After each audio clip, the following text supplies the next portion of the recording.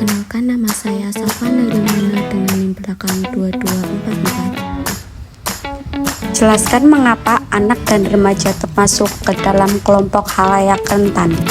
Yang pertama, perkembangan kognitif yang belum matang menyebabkan anak-anak dan remaja sedang berada dalam fase tahap perkembangan kognitif yang belum sepenuhnya dewasa.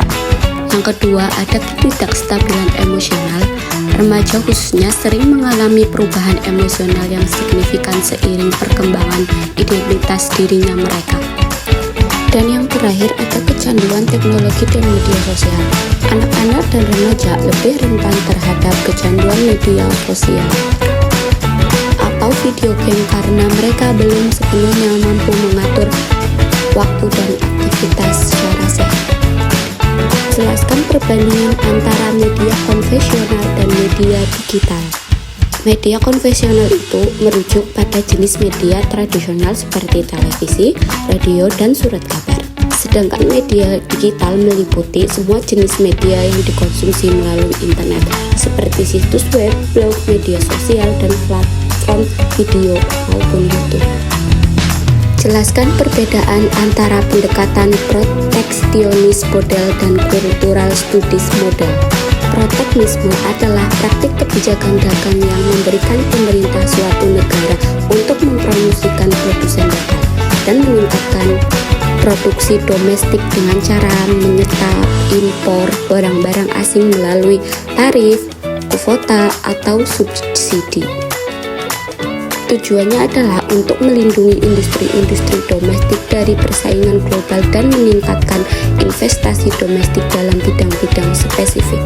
Sedangkan kultur studies merupakan penelitian di sisi lain yang berfokus pada analisis kompleksitas budaya dan bagaimana elemen-elemen budaya diproduksi, diformulasikan, dan dievaluasi dalam konteks-konteks sosiopolitik.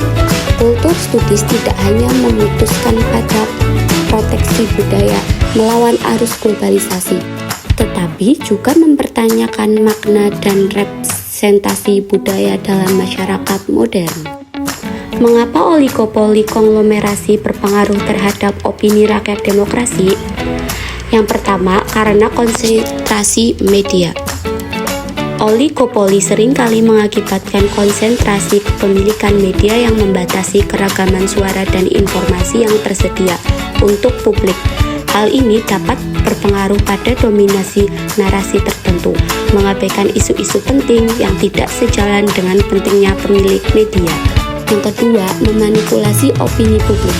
Pemilik media yang terlibat dalam politik dapat menggunakan platform mereka untuk mempromosikan agenda politik tertentu, sehingga mempengaruhi cara masyarakat memahami isu-isu. Ini menciptakan informasi yang tidak objektif dan dapat merusak proses demokrasi. Yang ketiga, ada pengurangan partisipasi publik.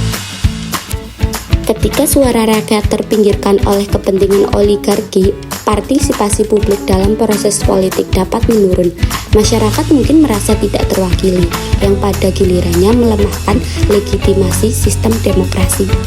Jelaskan apa yang dimaksud dengan komodifikasi dan jelaskan pula jenis-jenisnya. Komodifikasi adalah proses menjadikan suatu yang sebelumnya bukanlah komoditas menjadi komoditas, yaitu sesuatu yang bertujuan utama untuk dijual ke pasar.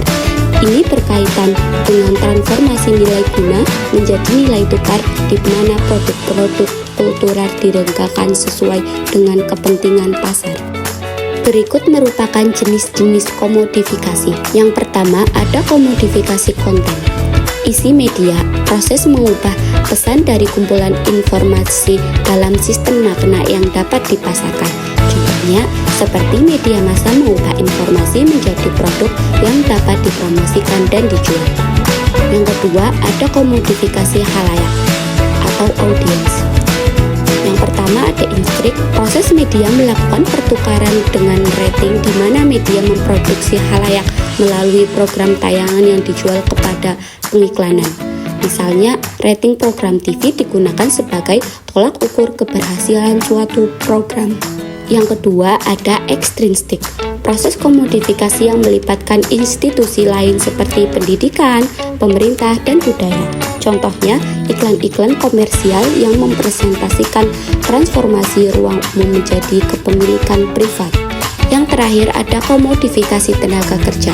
Transformasi proses kerja dalam kapitalisme di mana keahlian dan jam kerja pekerja dijadikan komoditas, dihargai dengan gaji. Contohnya, tenaga kerja dijadikan barang dagangan yang dapat dipertukar belikan.